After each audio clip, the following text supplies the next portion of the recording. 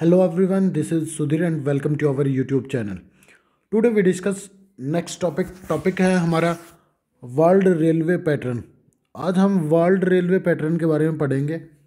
पिछली जो क्लास थी बेटा उसके अंदर मैंने आपको रेलवे के बारे में जो इंट्रोडक्शन जो पार्ट है उसमें बताया था कि पहली जो रेल है वो कब चली और जो गेज हैं उनके बारे में बताया था।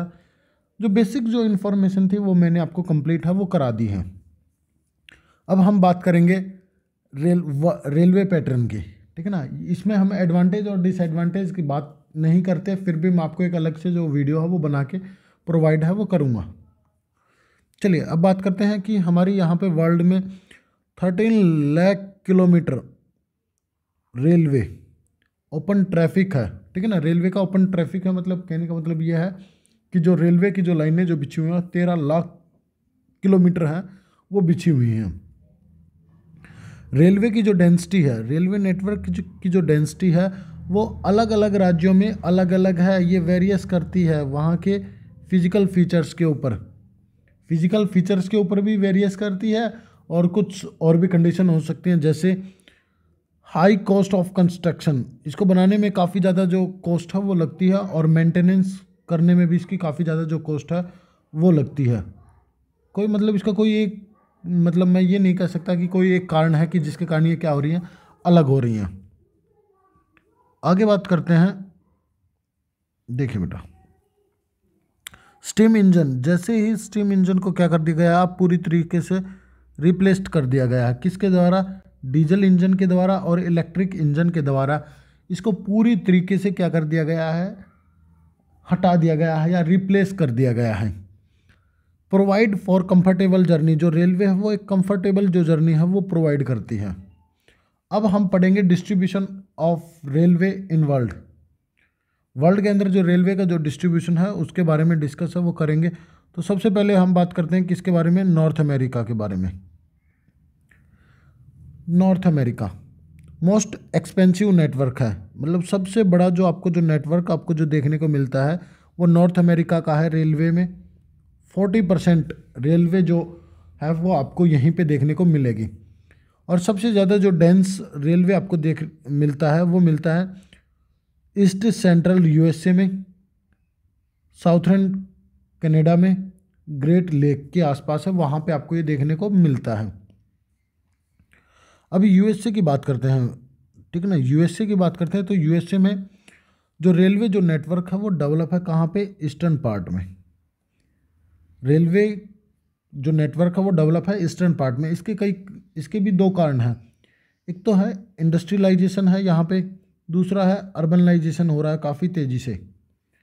तो कहने का मतलब है यहाँ पे इकोनॉमी भी ज़्यादा है, प्लस में इकोनॉमी प्लस में क्या है, यहाँ पे पॉपुलेशन भी हाई है। पॉपुलेशन भी कैसी है बेटा, हाई है, ये कारण है। अब यूरोप की बात करते हैं बेटा।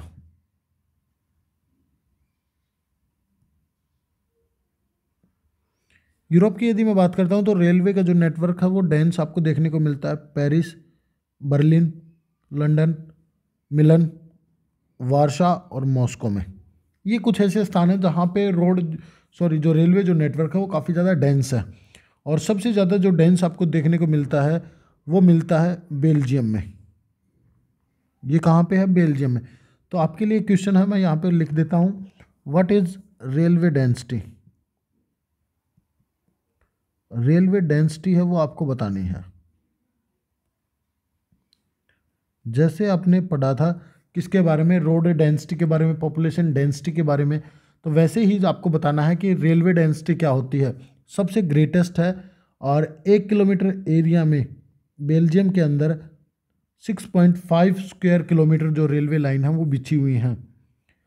और यूरोप के अंदर सबसे मेन बात है जो अंडरग्राउंड जो रेलवे लाइन है ये काफ़ी ज़्यादा इम्पोर्टेंट है। कहाँ कहाँ पे इम्पोर्टेंट है, ये लंदन में भी है इम्पोर्टेंट है, मॉस्को में भी, मतलब काफ़ी ज़्यादा जो क्षेत्र है वहाँ पे ये फेमस है।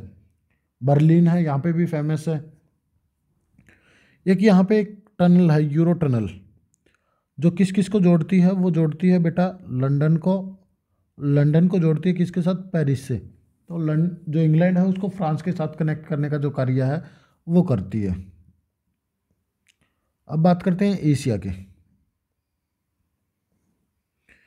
इंडिया, जापान और चाइना, ये तीन ऐसे देश हैं जहाँ पे आपको रेलवे की जो डेंसिटी है, रेलवे नेटवर्क की जो डेंसिटी है, वो आपको काफ़ी ज़्यादा देखने को मिलती है। और सबसे ज़्यादा जो इसी में मैं बात करूँ तो हाईएस्ट डेंस रेलवे नेटवर्क, ठीक है ना, ये आपको देखने को मिलता है कहाँ पे? इंडिया में। कहाँ पे? एशिया में सबसे ज़्यादा जो रेलवे नेटवर्क आपको देखने को मिलता है, सघन या डेंस रेलवे नेटवर्क देखने को मिलता है, वो मिलता है इंडिया में। अब मैं बात करता हूँ कि जो वेस्ट एशिया है, वेस्ट एशिया है, यहाँ पे लो रेलवे नेटवर्क है। कारण क्या है इसका? यहाँ पे जो डेजर्टी एरिया है वो आपको देखने को मिलता है, ये कारण है इसका। चलिए अब आगे बात करते हैं। फोर्थ जो कॉन्टिनेंट आता है हमारा, ऑस्ट्रेलिया। ऑस्ट्रेलिया कॉन्टिनेंट की यदि मैं बात करता हूँ तो अबाउट 40,000 किलोमीटर रेलवे नेटवर्क है वो फैला हुआ है। और ये जो मोस्टली जो फैला हुआ है वो फैला है न्यू साउथ वेल्स में। न्यू साउथ वेल्स में के अंदर ये फैला हुआ है। और यहाँ पे क्या है, एक ट्रांस कॉन्टिनेंटल रेलवे भी है जो पर्थ को सिडनी के साथ जोड़ने का जो कार्य है वो करती है। पर्थ को सिडनी के साथ है वो जोड़ती है। अब न्यूजीलैंड की बात करते हैं। New Zealand mainly railway found in north island. जो न्यूजीलैंड है उसमें जो रेलवे है मोस्टली जो फाउंड होता है वो नॉर्थ आइलैंड पे ही देखने को आपको मिलता है बेटा। साउथ अमेरिका में कुछ ज़्यादा है नहीं रेलवे के बारे में। यहाँ पे मैं बात करूँ कि जो ब्राज़ील है उसके अंदर सबसे ज़्यादा आपको रेलवे जो नेटवर्क है डेंस देखने को मिलता है, क्योंकि ये जो कॉफ़ी की जो बागान होते हैं जिनको फेजेंडा बोला जाता है, उनसे लेकर और मार्केट तक ये क्या करते हैं, पूरे को कवर करते हैं, कनेक्ट भी करते हैं और कवर भी करते हैं। तो सबसे ज़्यादा जो डेंस है वो ब्राज़ील के अंदर देखने को मिलता है।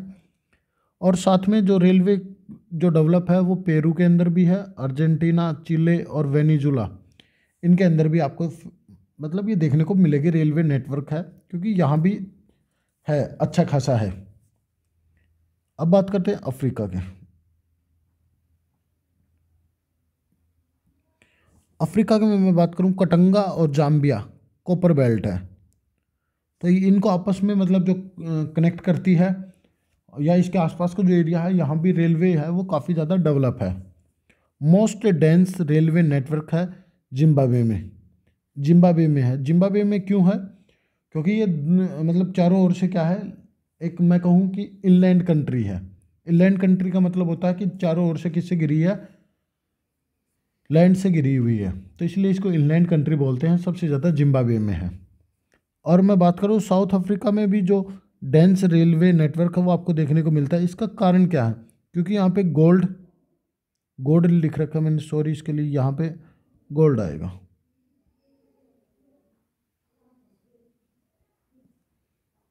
ठीक है ना, गोल्ड, कॉपर, डायमंड जो माइनिंग एक्टिविटी है वो होती है यहाँ पे। तो इसकी वजह से यहाँ पे आपको ये जो रेलवे जो नेटवर्क है वो देखने को मिलता है काफ़ी ज़्यादा डेंस।